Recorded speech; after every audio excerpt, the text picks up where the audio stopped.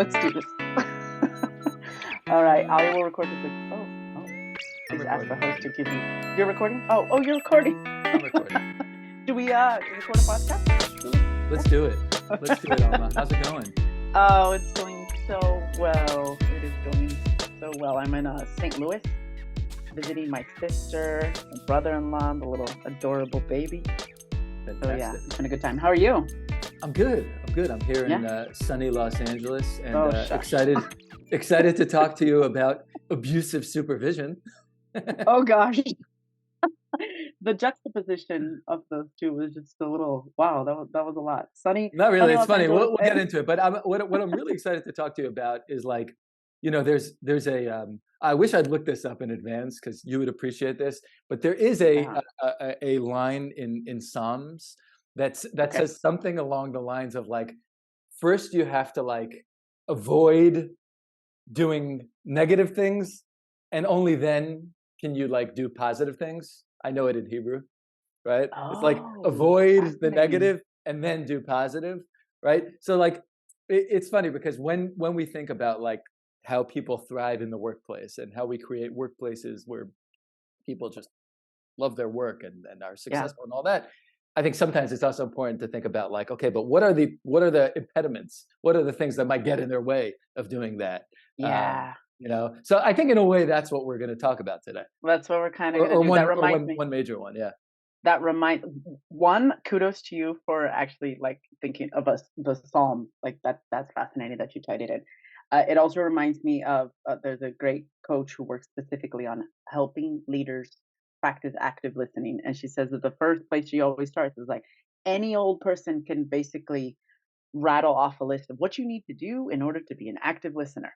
But what really stops us from being active listeners is not lack of knowledge, but all of the barriers and the other things that we do instead of actively listening. So, but I mean, it's the same idea, right? Like, yeah, no, that's a great point. That's a great point. Like, I found it fascinating. You can't just work on the knowledge and like practice this because there's so many distractions. But yeah, so I'm excited to talk to you about abusive supervision. But we've also been having this idea, right?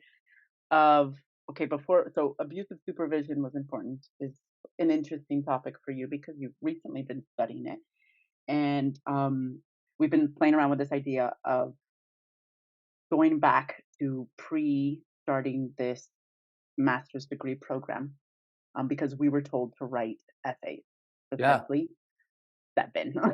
It's quite essay heavy, and it weeds out the weak. really does. Or just people who don't have time to write 7 essays. 7 little.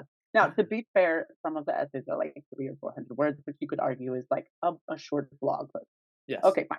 But anyways, I was thinking that there was one specific essay that was on learning. Like, how do we? It was like you, person who wants to come into this master's degree program. How do you conceive of what is learning to you? I think it was pretty open ended. Do you remember that? I think that we had to, or that at least the prompt was to give like an analogy. So like to start with learning is like X. Okay, good. And then pontificate on that. And I think it's cool to do that because like, look, in a sense, this study and like this research that we'll talk about that I think is really interesting and hopefully really useful to people in their own workplaces.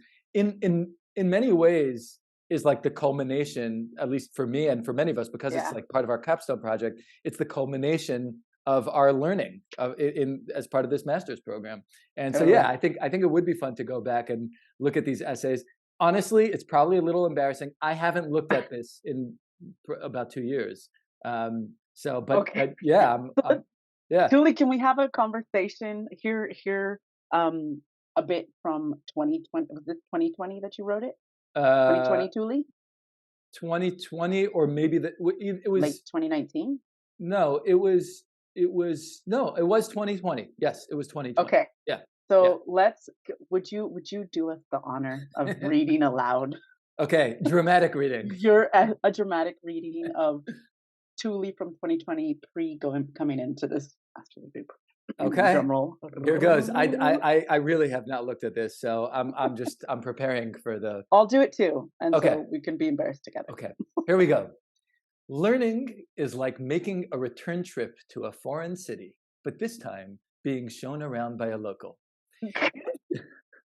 Your dramatic tone. Amsterdam is a city made for tourists, and I've been fortunate to walk its beautiful canals on a number of occasions. But nothing compared to the time my wife Ruthie and I sat down for a coffee and cake with a friend of a friend who owned a bakery in an Amsterdam suburb.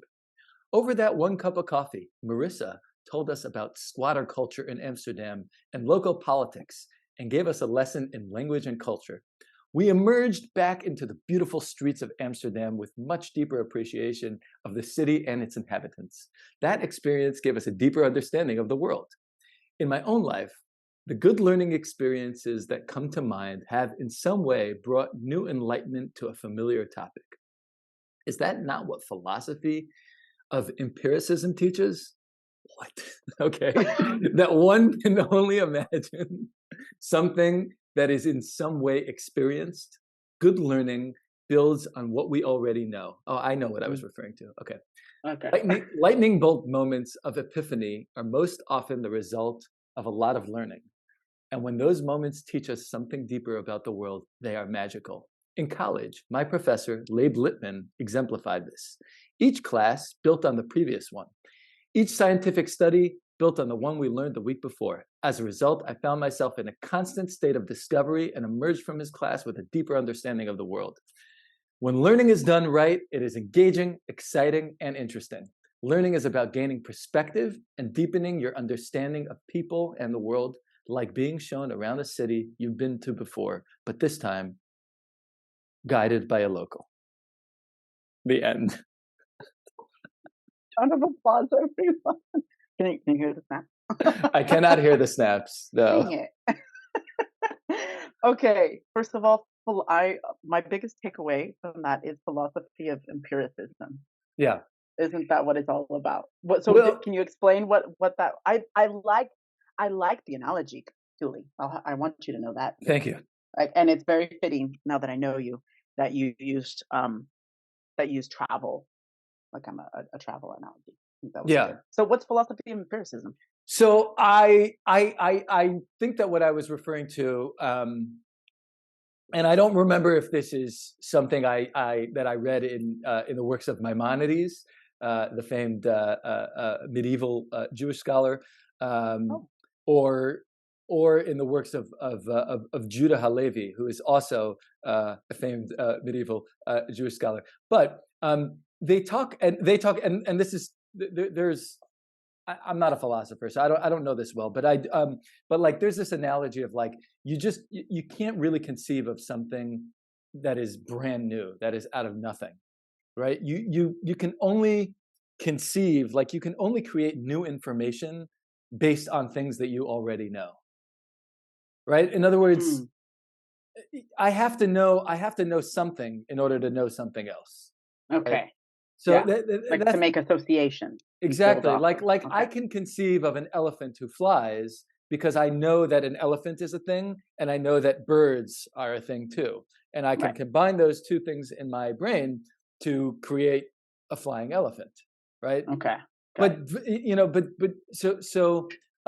so if you think of learning and if you think of good learning and I'm thinking about this also given my background as a teacher, like as a classroom teacher, you really want to, you want to make sure that the learning that you're imparting, like that you're facilitating for your students kind of all connects in some way, right? We call this like a little bit like a spiral because, I mean, that's how like really great learning happens, right? When you can constantly build on ideas. So, I mean, this is true like in the micro and in the macro. And I think that's what I was referring to.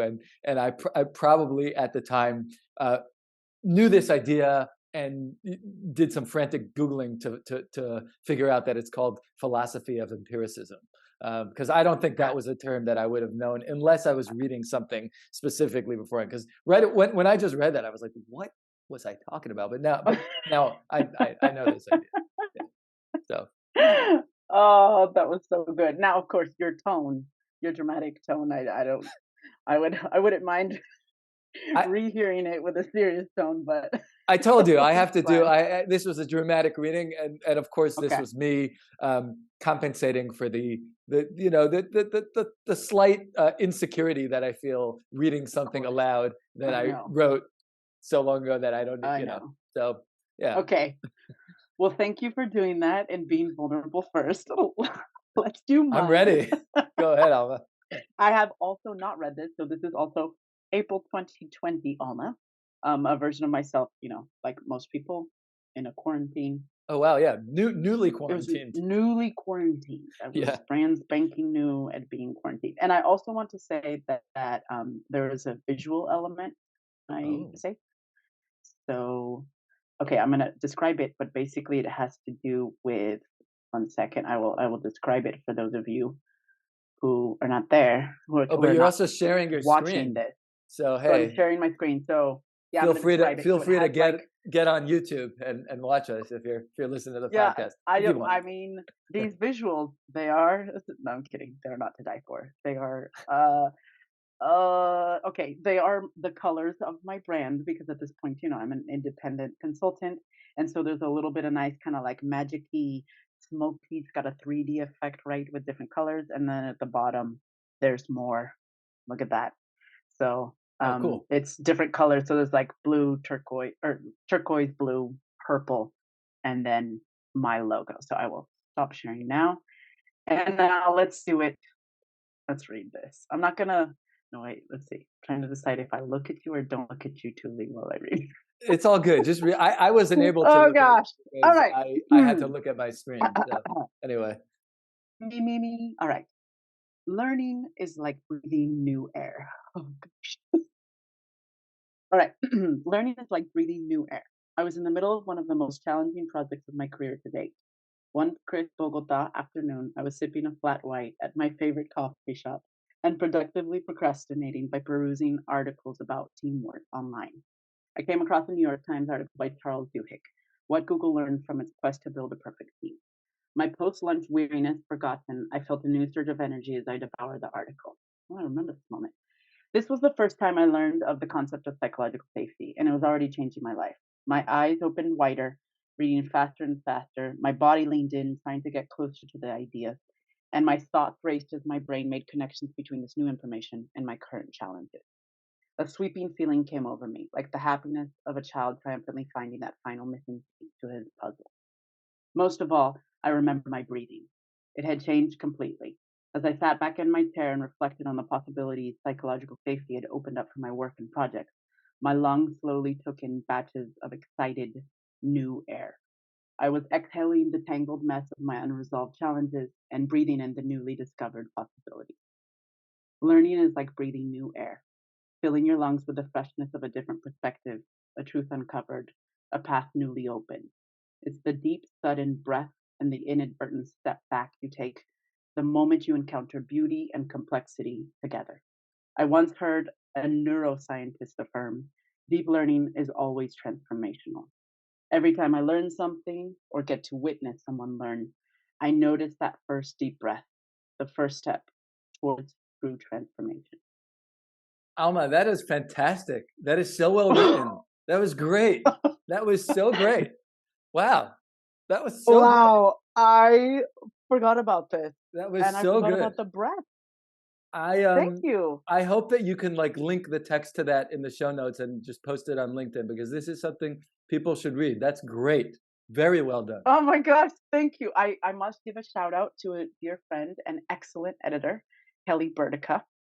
And also I had way too much time to work on this, but she definitely helped me with the final touches. What do you mean? Any most good writing that I'm aware of is a result of good editing. So that's great. And time. I'm so thankful. That was great. That was great. I connected to Alma 2020 because I actually do remember reading that article. Anyone listening, if you haven't read that article by Charles Duhigg. Yeah, definitely. It's a good starting point for psychological safety. Anyways. Totally. Okay. Totally. And basically just to I mean, and you kind of referenced this, but Duhigg talks about extensive research that they were doing at Google about teams and what makes for the best and most effective teams at Google, and they, came up with a concept that we already knew: psychological safety on teams, which is incredible and very, very affirming to the work that we're interested in, the work that we do, and also so cool that like in one of the top technical companies in the world, they rediscovered one of the most important kind of people concepts, at least that we're aware of.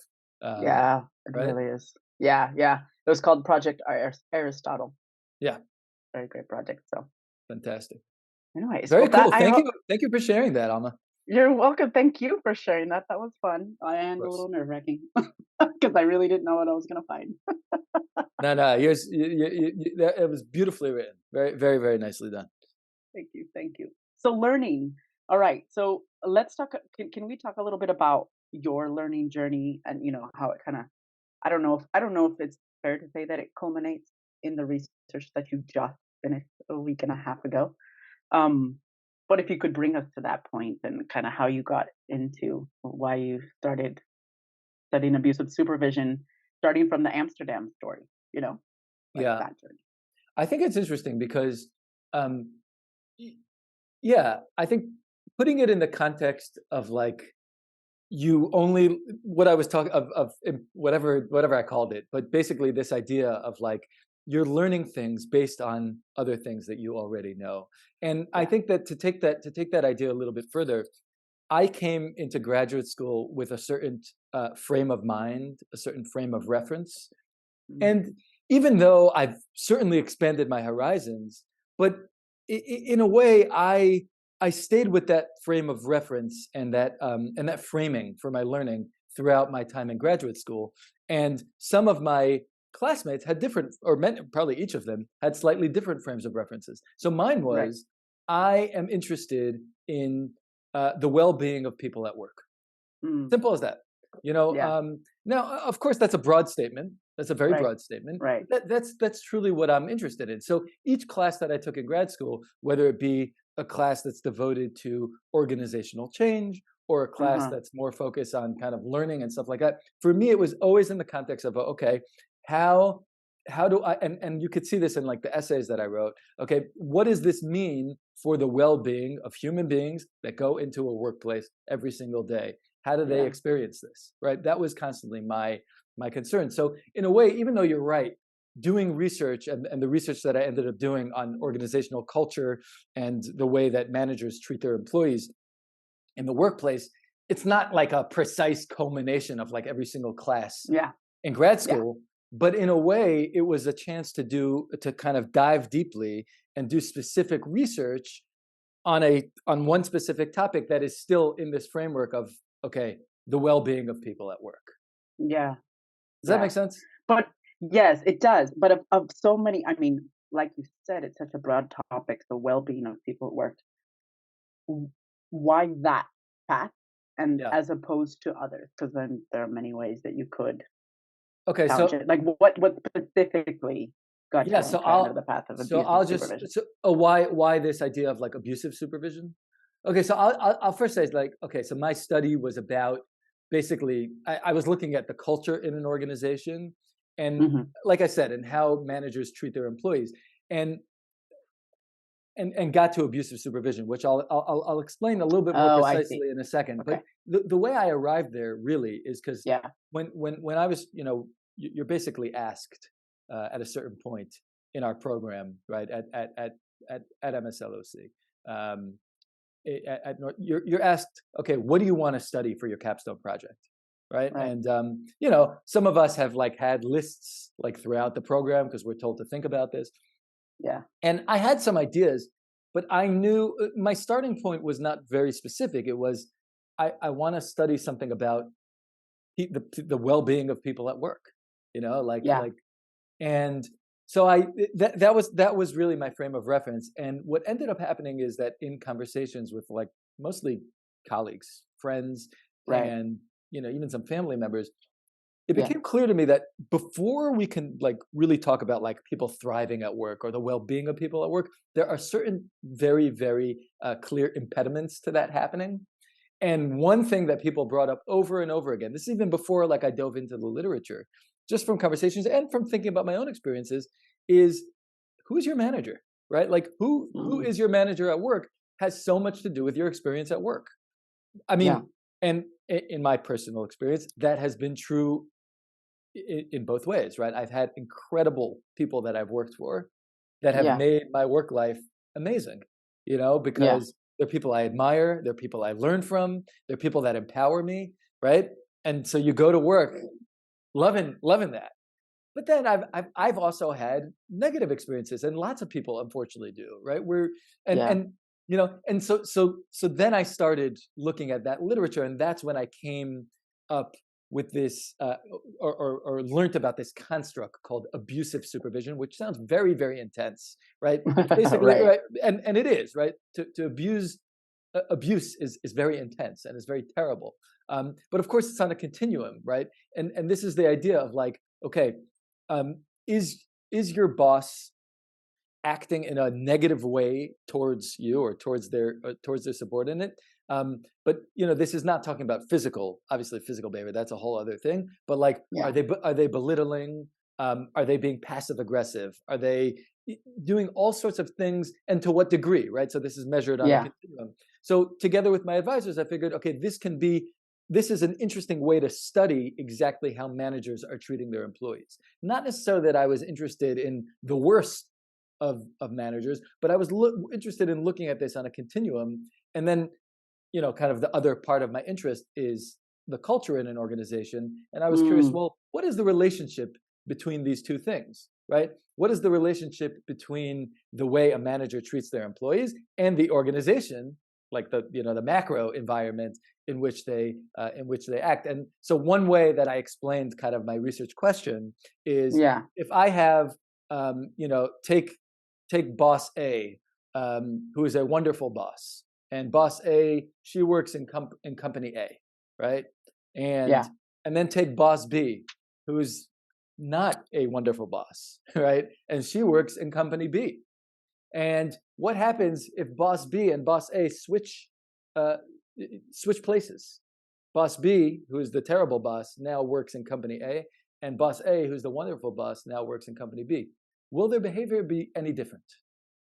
Now, do we know anything about company A and company B? Did you say that? Did I miss it? No. I mean, that's kind of the question, right? The question is, okay. That's kind of the question. The question is, how much is the behavior of a boss or of anyone, of a manager or whatever it is, right? How much is it influenced by the company, by their surroundings, by their culture, by their climate? Okay. Is it a lot? Is it a little? Right? Is it like, if I know that company A, that boss A is wonderful, does that also tell me something about the environment in which she works? Oh, I right. See. Like the question you asked, the question the other way is also a good question, right? Yeah. And it goes both ways, right? Right. It goes both ways, and I was really interested in that. So that's kind of what brought me to this research. Yeah, totally. And as like, well, I studied a little bit of sociology in my undergrad days. I'm not a sociologist by any means, but one of the key, let's say, like, mindsets or framings for sociologists is this idea, right? And there's the academic war between psychologists and sociologists, is that we have to pay way more attention to that environment, culture, society, community that a person is in. And so, of course, my sociological kind of mind goes, well, obviously, there must be a community. There's something within that structure, that organization, that allows, boss B or manager B, the one who is a little bit abusive, to continue to exist and behave in that way, and then vice versa. But that's an interesting, like, it's a really good question. Yeah, it's a really good question. How did you even refine the question, though? So can you take it back one step? Yeah, I'll take it back. But before that, I'll tell you also that I mean, look, your instincts are totally right. Like, and one thing that we know for sure, and even this is kind of obvious, but it's important. This is a very important thing to state, right? Like, if a company allows abusive behavior to go on, then you're more likely to see that behavior happen, right? So like the first things first is that we need to make sure that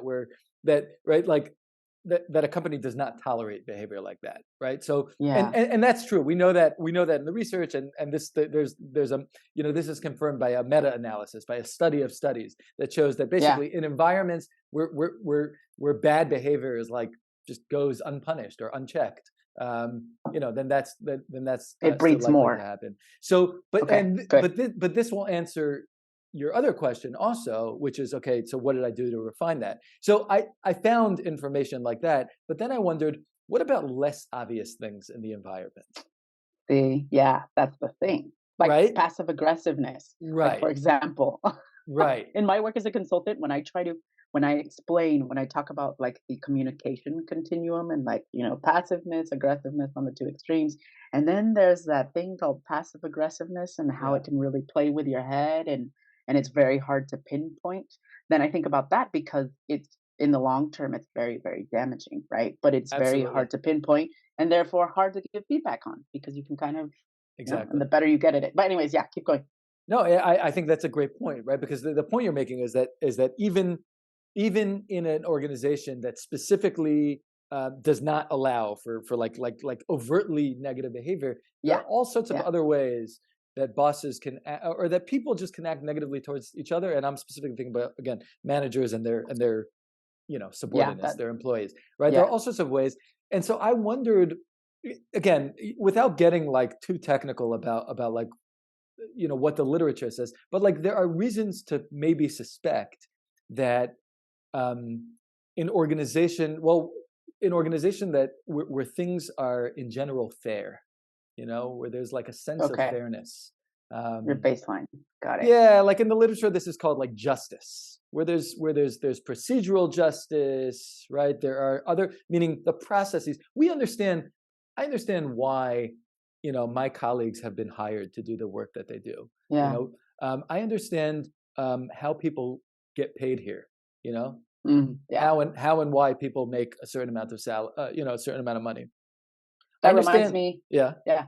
Just like an example that was, fairly widespread in the media, like Google and IDEO, the lack of transparency. So, because I know some people, not very well, but I know some people who are actually like there at IDEO when they found out that women were getting paid.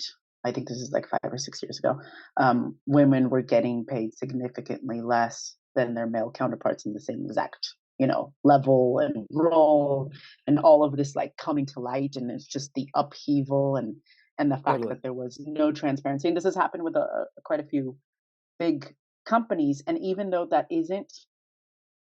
perhaps that isn't in the day-to-day what you might have identified as abusive supervision, but because it's not like boss Tom is treating, I don't know, employee Nancy in X or Y way. It's more like Nancy has no idea if her colleague Jared is making the same thing, and she kind of assumes, but she has this doubt about it, and there's not full trust of Tom, and so it gets a little bit. Yeah, that's what it makes me think of. Okay. Yeah. So let's go with your example. That's procedural justice, right? Did I give a good example? Yeah, that is. And going with your example, like about, even though I didn't specifically look at like that one or at transparency, but I think that word is an important one, because think about, let's just a thought experiment, right? Like, is it possible that in organizations that are more transparent and more open, right, we're just that's the culture. Yeah. Is it also possible that we'll see less cases of people acting in aggressive ways towards each other, specifically managers and employees? And the reason also I'd ask that is because you have to back up for a moment and ask, okay, why do managers mistreat their employees? But where does that come from, right? Like what? Okay. I don't know, right? And I don't know. What would you say, Alma? What are some reasons that come to mind? Why? I mean, sometimes it's so basic. It's like they have a toddler at home and they haven't slept. Like sometimes, I mean, because I don't have a toddler at home, but I know what it is to not sleep or to be doing well or not doing well, and then unfortunately, the people closest to you, and for many of us, that's the people at work or within, we're spending a lot of time if we're working full time with the same group of people. So sometimes it's as simple as that. I'm not a bad person, but uh, I'm getting away with kind of unloading some of my stress and baggage on you, or like something in my personal life isn't going well and I don't notice, and I just kind of, take it out on Nancy or whoever. That's one thing. Ooh, I'm One that losing I've you. done a lot in leadership development. That, oh, I just lost you for a oh second. no. It's Okay. okay. Am I Can you back? just repeat Just for a second. the last sentence that you yeah. Yeah. So in my work in leadership development, one of the things that I found a lot is that um, old stories, like people's stories and experiences of Yeah. what it's like to be a leader, and if they, uh, you know, before it was even more common in corporate, let's just say corporate America or in the corporate world, to allow this type of behavior. Like the hierarchy was really built in. And so there are a lot of people who still remember, like, being a young worker, and this idea that this is, once you get to be a boss, you can be a little bit haughty and boss Yeah. people around. It's Yeah. like those, so like old as in um maybe from 20 years ago or 15 years ago, narratives about what it means to be a leader, and the fact that you have earned your way up to being a manager, and so now Okay. that gives you a little bit of Yeah. license. It's great. I I've love it come across because that. I love it also because the sociologist has become a psychologist over here, right? and,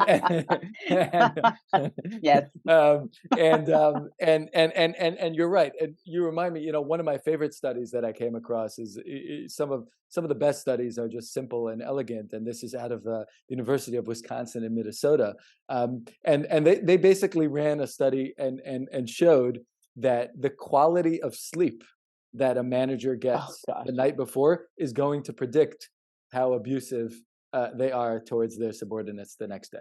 Really? I mean, okay, I want to push back a little bit. I mean, that is it. Yes, I gave you that argument, so like I know that it is true, but I also think, back to sociologists, like, did you find anything as you were studying this about, to kind of debunk that a little bit? Because it, like, can it really be that simple? Because I don't know. I wonder about a leader who got terrible sleep, but who is in an organization where they really uphold values. I don't Yeah, know. One of these yeah. Look, companies that has this reputation, like, are they really here's just gonna get away with it and be like, I here's didn't sleep well, so well, deal with here's it? the thing. Here's the thing. When I talk about, or when I and social scientists talk about abusive supervision, we're not talking about someone who has a bad day. We all have bad days. We all Okay. make mistakes, and that is okay. That is okay. I want to be clear about that. Like, as a supervisor or boss or manager or whatever, Manager, yeah. right, whatever the right word to use is, you're gonna mess up. Just like as a parent, I think about this all the time with parenting. Yeah. You're going to mess up. You're 100, like you're human, right? That's part of the human condition. So yeah, like sure, we can, you can have a bad night of sleep beforehand, or like you said, be up late, or have a toddler at home, or whatever, a million different reasons Yeah. why you might have a bad day. What I think is really interesting, what I was concerned about, and what abusive supervision is looking at, are Yes. patterns. What are the patterns that allow for this behavior to happen consistently? And you're right. Maybe, look, you can say that someone that is consistently getting poor quality of sleep might consistently be, a bad manager. But that obviously that's not really what I looked at, and I don't remember Yeah. I don't remember whether that study talked about, like, in the long term or not. So anyway, but either way, I think Right. I think you're making a good point, which is that, like, one category and one bucket to basically think about are just personal things that are going on and that may be, like, actually the more, like, strictly psychology thing, like, literally what is going on in their home life. There are even studies about, like, a person's upbringing, I don't know, getting a little, like, psychoanalytical in a sense, right?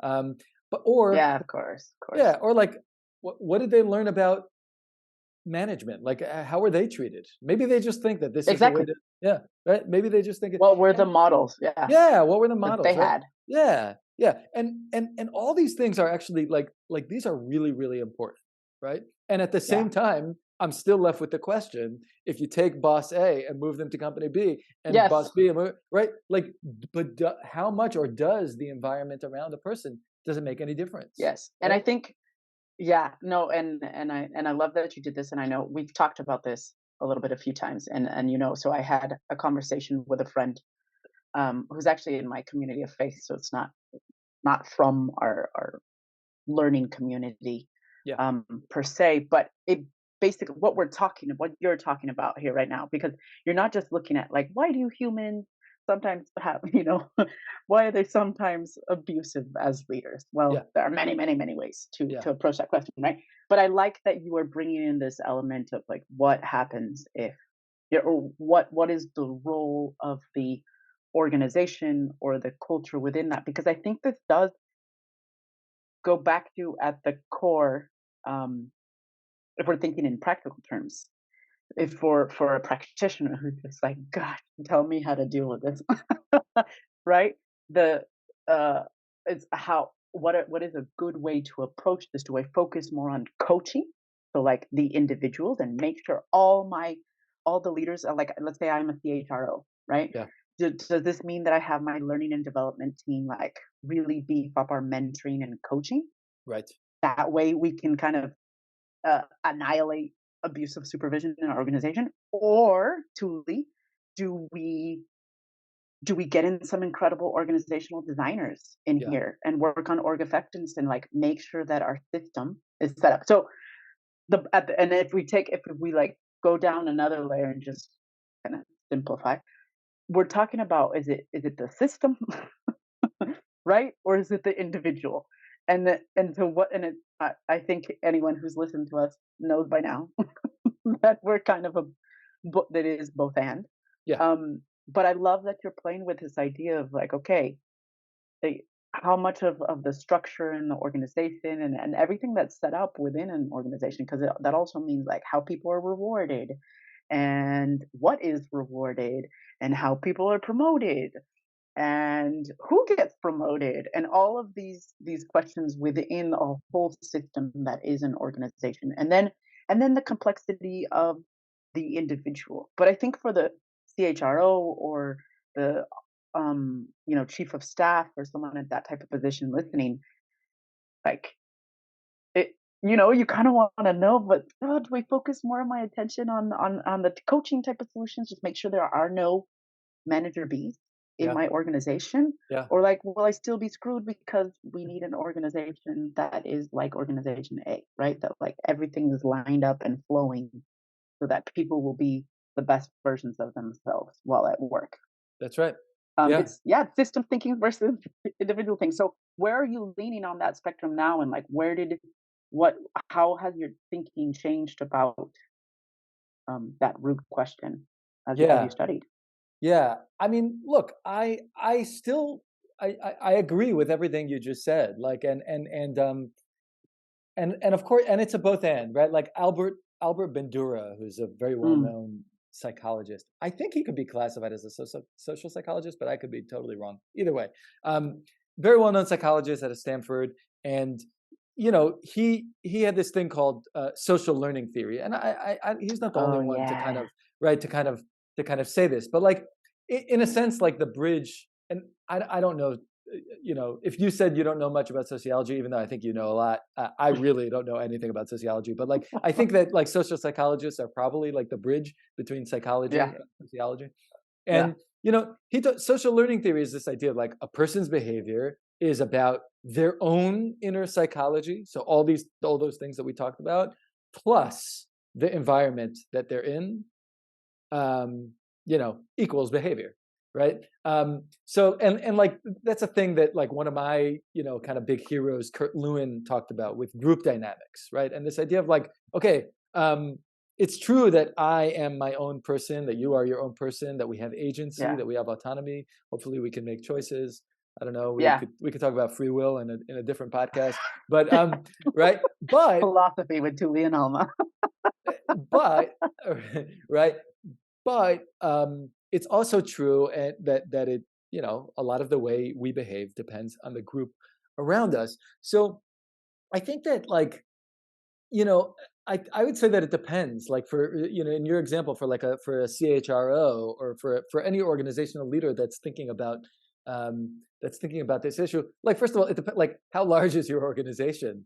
What are your resources? I mean, like, I think it'd be great to just work with coaches and just coach people one-on-one and whatever. Like, if you can, sometimes that's just really, really difficult to do. And sometimes, especially when you're trying to conceive of big changes in organizations, especially the larger organizations get, even if they're not so large, you also want to be able to think about them in a way. Like, to me, one of the big takeaways is that, like, the big things that you think about in organizations also have very, very micro effects on the interactions, or potentially can have micro effects on the interactions between just individuals on the day-to-day, within your organization, right? Like, can you say more about that? Like an example? Like, for example, diversity. Let's take diversity in the workplace.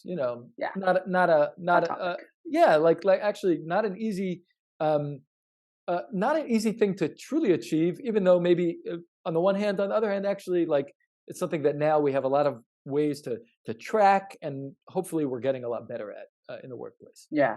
Obviously, it's still a lot more work to do, but take diversity, and there's been like this big there's like this great question, and Dave Meyer, who's a researcher out of the University of Michigan, he wrote this paper basically asking the following question: if I'm going to business leaders and I'm trying to make the case for diversity in their organization, is it better to make the moral argument, do it because it's the right thing to do, or is it better to make a business case, right? Do it because it will make you more money, right? I'm being, what's a more effective argument, right? It's a complicated question, and a really good question. It is, right? I almost don't want to there's no real clear answer. It seems like there's a slight edge for the moral case, but obviously there are many different situations, and probably both in many cases. But here's something that maybe people aren't always considering when they're thinking about diversity and how important that is in their organization. Is it possible that creating an environment that is truly diverse, and not only is diverse, I mean, obviously it's diverse, like, in the fact that the people that work there are coming from different backgrounds and have different points of view, etc., right?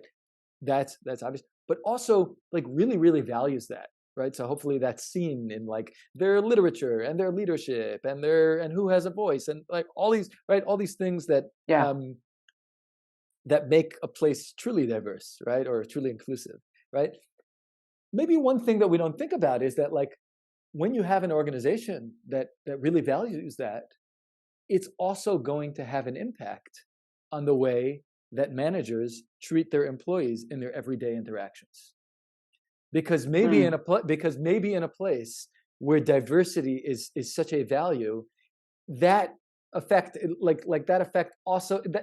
like all the interactions in the organization, and it's just going to be a kinder and more pleasant place to work, and, like, people are just going to and it will, and by the way, because of that will lead to ultimately greater psychological safety, and that will lead to learning, and that will lead to higher quality work, and right. So is it possible so that's the thing that I think is like really important to think about, right? Like, it's possible. But now these are arguments that are maybe a little bit difficult to make, because this gets complex the more you think about it. Right. Yeah. But I think, but I think it is important to say, hey, it's possible that when we make these big decisions in our organization, like we're gonna get more diverse, it's also gonna have these, like, very micro and important, kind of it's gonna make important differences to, like, our daily work, our everyday work. Yeah, like the cells, the little the team interactions, the individual interactions, the performance review, like all these little small, if you want to think of it as an organism, right? Yeah. The little cells that are going to multiply for better or for worse, and change the organization without anyone really being able to identify in what moment or what, because it wasn't an initiative or a project. Yeah.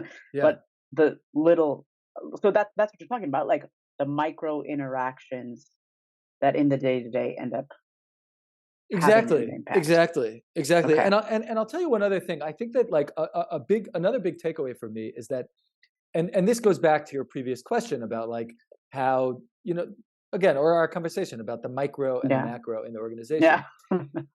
Another thing that I think is important this is also that's important to point out is that this is also an argument for the focus on good leadership practices and good management, Okay. because for me, a big takeaway is that actually the way that managers treat their employees also has an effect on the way the employees see the entire organization. Oh, yes, I remember you. Okay. Right? Yeah. Can you say more about that? Yeah. Yeah. So like, Another example. That's a good one. yeah. So like what, right? Like, my study basically, just to put it very simply, just asked a whole bunch of people in survey questions to report about their experiences with their manager, right? And also to report about their perceptions of like different parts of culture in an organization. So, okay. yeah, like to report about how diversity is viewed in the organization, how justice is viewed in the organization, right? How ethics are viewed in the organization, right? Things So like that's that. how you, like, the design of your survey Yes, was so that you could get the individual stuff and then exactly, their perception of the whole system. So exactly. system. Okay. Right, Cool. right. So of course, and so there are some, that can't tell me everything. But one thing now, what we found was is that there's a strong connection between those two things, right?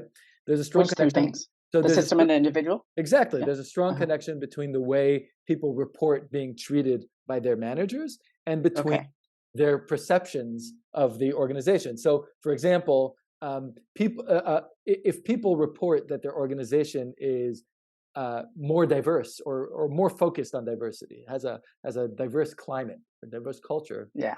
they're also more likely to report that their manager was less abusive. Okay. And all right. Right? Wow. Now, so one thing that tells me, there are a lot of things that this can't really tell me, but one thing that this tells me, which I think is interesting, is the power that the individual manager plays in the perception of people on their entire organization, right? So like this, like leadership, I actually think that even though I was exploring a question that is very macro, like I also emerged thinking like, okay, but leadership and individual interactions actually affect the experience of people, or the experience of the way people experience the macro organization. Right? Why do you, so did you read up and like, I know this was like one of the takeaways, so I don't know as far as follow-up or if at any point when you were, researching in the academic literature, do you have any ideas as to why that is? Theories like why can one boss color the perception of the entire organization when we're talking about, I'm assuming you talk to like an audience, or your survey participants were people working in big organizations, so we're educated, probably are very capable of seeing that an organization is made up of many people. So why do we do that? Or I don't know. how are you wrestling with this now? What do you think, Alma? What do I think? Yeah, what do you think? Yeah, I mean, it's a good question. A few things. Yeah, what do you think?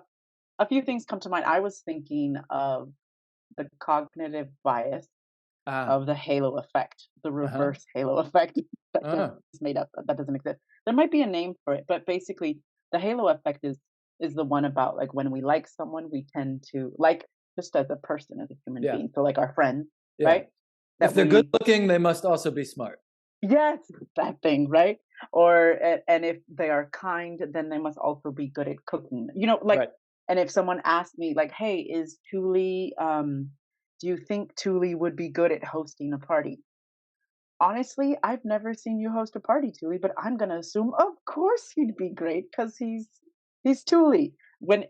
I really have no way of knowing if you're actually good at those skills of hosting. Are you? Are you good at hosting a party? Yeah, I am. Okay, see. Anyways, that's halo effect, right? So it's that idea that we will attribute because we already have a definition of like this person is great, then we will attribute the same positive answer to like basically every area of their life, as if they were good at everything. Right. And then I guess this is kind of reverse halo effect, that since our boss is bad, I'm kind of thinking of the negative. Um, to use an example, since the boss is bad, since the boss is a jerk, and the boss gets away with it, well, then therefore the whole organization must really be like that. And I actually do hear people talking like this. I tend to hear it more when it is the negative, when it's boss beat. Like I have a friend who 2-3 months ago, he had been at a finance company, and he constantly complained about it, and like his team was okay, and his boss was okay, but there were certain decisions, and I asked him a few more questions and realized like he really only spent time with his team.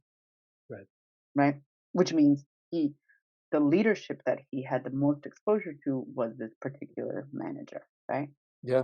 And yet his view of the rest of the organization was greatly tainted, and he considered until finally he quit, even though his boss was okay, but to him, the whole organization was just like, I can't get on board with this. So I don't know. That's one thing. Reverse halo effect. That once we get a story in our head, we can be pretty rigid. All of us.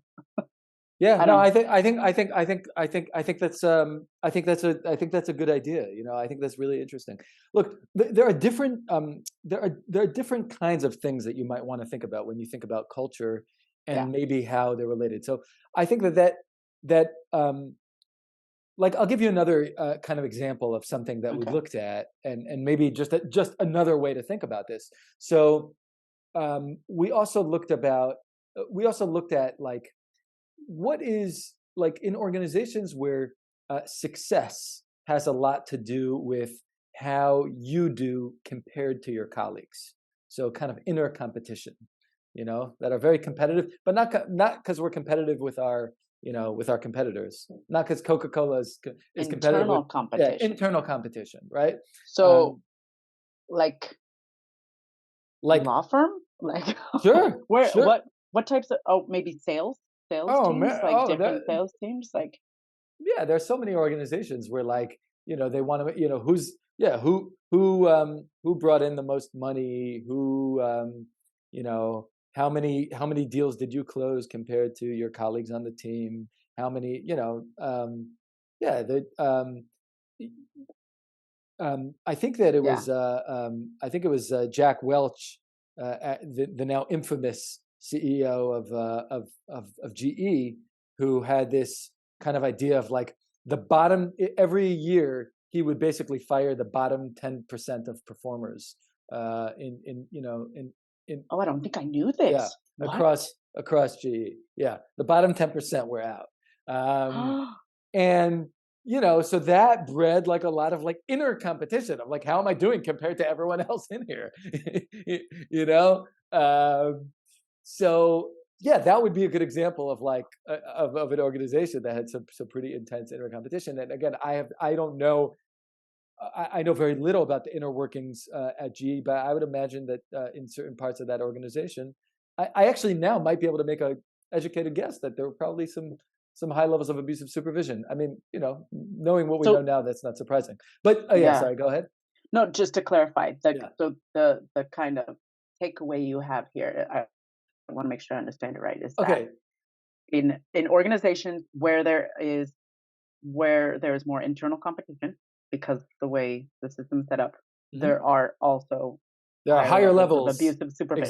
Exactly. But okay. yeah, that's right. Good. I did understand. Great. That's right. So supervisors, bosses will act in nastier ways towards their subordinates. So over there, I think that, I would suspect that there are probably much more practical reasons for why that is happening, right? That relationship between the macro environment and the micro kind of interactions are probably for very practical reasons, because there's aggression that happens when there's when there's too much inner competition. I mean, obviously some competition is good, but when that is like, the be all end all, it's going to lead to aggressive behavior. And, we could talk about like other mechanisms. In my presentation, I talked about like collective efficacy, perhaps, and this being like the opposite, right? The opposite of everyone kind of being on the same team.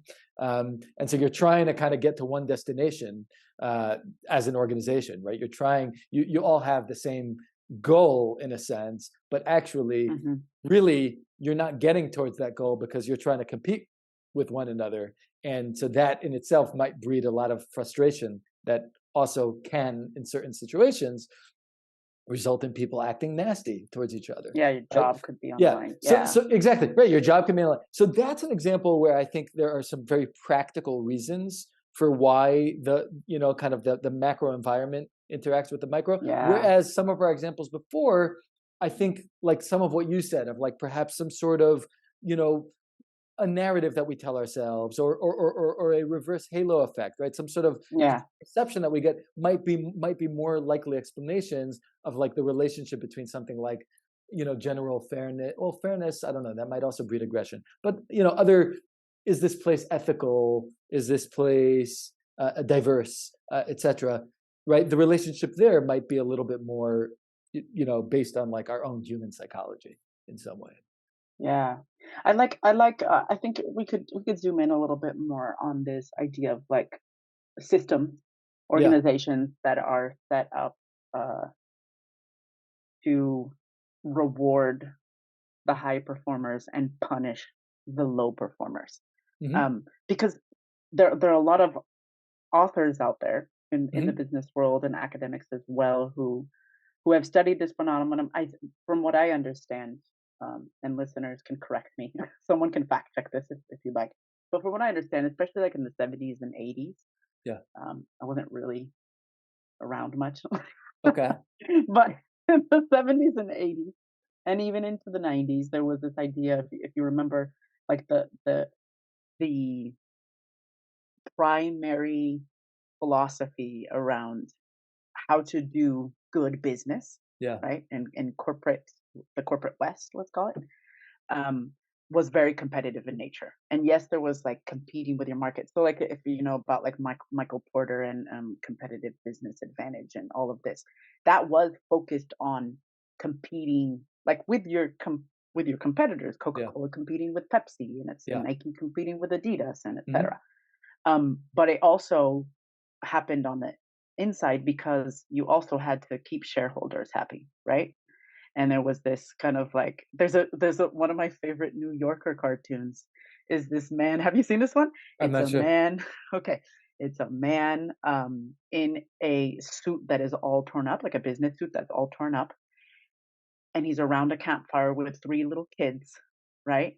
And you can see the world is like up in flames. So you get the idea that like the world has ended. Yeah. And he's telling a story to these kids, and you only get the last line. And he goes, and for a brief moment in time, we created shareholder value. Oh, that's so good. Like, but for a brief moment in time, kids, we created shareholder value. That's so good. And so it's brilliant. It's so brilliant. Anyways, but it really does criticize this, and I that's recent. That's not from the 90s. So the idea is still very much alive that, even at the organizational level, competition, like business, you can't separate business from competition. You can't separate going higher in your career. So that's at the org level. But like the individual, there's still very strong, beliefs that like to improve or move up the corporate ladder, others have got to stay behind. Yeah. As in it's a competition where some will lose. And I see that as a huge issue because, well, one because of this one conclusion that you have that I think is really important. That if we're talking today, Tuli, to like, I don't know, if a chief of staff came to us or a Hmm. CEO or whatever, of whatever size organization, more than, I don't know, 30 people, um, and they said, okay, I don't want abusive supervision in my organization at all. Where should I focus most of my energy and attention? Coaching and mentoring and like leadership soft skills on the individual level, or designing a system that will purge or that will purge. I think, and okay, as we're kind of wrapping up, like I still personally, and I want to hear your opinion. I still personally think that I would say first get the system right, like, but focus a lot of energy. Like, one, definitely do not set it up as as an internally competitive environment. Look at your processes, look at your reward system, look at your freaking performance development, performance review. Hate those things. Can be very, very open and honest about them. I think most of them are done terribly. But No anyways, doubt. look, yeah, look at all of these processes and like work with some really good organizational designers and actually eliminate anything in the system that would encourage internal competition. But then I don't know, I think I would come up with some big, big walls because there can be a healthy and good side to competition, but to what point? And work on some coaching as well. But if you don't get the system right, and if you don't get that unhealthy competition out, you will breed at least some abusive supervisors. That Yeah. would kind of be my answer right now. What would yours be after you've been in this for 9 months and studying and all of that? What would be your like? Yeah, I mean, like obviously it depends on like the precise nature of the issue, but I tend to agree with you. Like, it's set up your system well. Look, coaching is super valuable, Mhm. and also just working. Like, I still believe that people do have agency, right? Like I am, Yes. and I don't want to remove responsibility from bad actors. They still need to take responsibility for negative behavior, right? Like I'm not. It's not You're just like, right. well they're in an environment where things are bad, so let's just let that fly. No, absolutely not. Like, actually, like, organizations should not tolerate bad behavior. They just shouldn't. Yeah. But I don't know. It's actually we're speaking on the second day of the holiday of Hanukkah, Yes. um, and Hanukkah is like one of my favorite holidays. It's pretty well known. Everyone knows about Hanukkah, and probably one of the reasons it's well known is because it's the Jewish holiday that is around Christmas time in America. Yes. Like, Unfortunately, that is one of the reasons. like, the Christmas gifts, Hanukkah, and like an Adam Sandler song, and like, the Jewish kids, don't worry, you're not celebrating Christmas, but Oh, we give Adam you lots Sandler. of gifts, and so don't. And that's all great. I don't want to take away from that, but Hanukkah is also a holiday that at least in my understanding of it, is has a lot of depth, and one of my favorite kind of teachings about Hanukkah is that this is interesting. There's a if I may, Please, there's please. there's this what's called a midrash. It's a rabbinic allegory, from Okay. you know, and or it's like a tale, and Yes. it basically answers the question. It basically talks about Adam, who, according to the Bible, was the first human, Yeah. on Earth, and it says that So imagine Adam is brand new to this world, and Hmm. maybe he's got Eve at some point, and they're just hanging out, naked, eating fruit or whatever the heck they're doing, Hmm. just having a good old time, Yeah. discovering the world. Yeah. But all of a sudden, Adam starts noticing a very, very frightening thing, and that is that the days start to get shorter and shorter, and that night starts to get longer and longer. And Adam is really scared and really nervous because he thinks that really wonderful world is probably coming to an end, and it's just going to be dark all the time because every day there's less light out, right? You're the first human. Okay. But then all of a sudden there's a shift, and he realizes that now the night, even though it was getting longer and longer, that now the day, now night starts getting shorter, and the daytime starts stretching a little bit. And this allegory says is that he then he celebrated by with an 8-day holiday, a day of light, 8 days of basically a festival of lights. Now, obviously, historically, that's not where Hanukkah comes from. Hanukkah is a much more modern holiday, but I think this is a beautiful idea of saying that, like, Hanukkah is a time to celebrate the addition of light in the world, right? This idea of, like, in the winter, right, when days are darkest, that actually now it's starting to get a little bit lighter and lighter.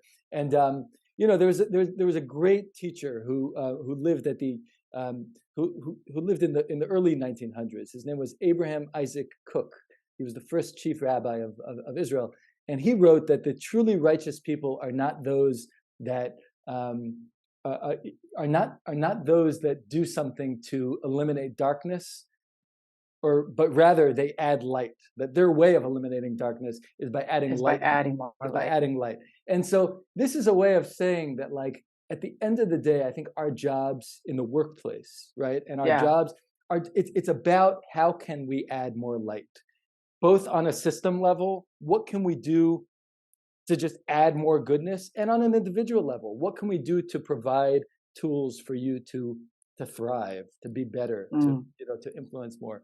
And so I don't know. I just think that with a mindset what a great answer. Yeah, of adding light, the spirit of Hanukkah, that would probably be my approach and my answer. Tuli, I'm making a heart with my hands because that was mic drop. I think there's nothing else to add to that. Let's add light. That was really good. No, thank you. Way to tie in. And happy Hanukkah, Tuli. Thank you. Thanks so much. Yeah, and Merry Christmas to you soon. And hopefully we'll be back with another episode ASAP. In the new year. Yes. Thank you. Thanks. Bye, everyone. Bye.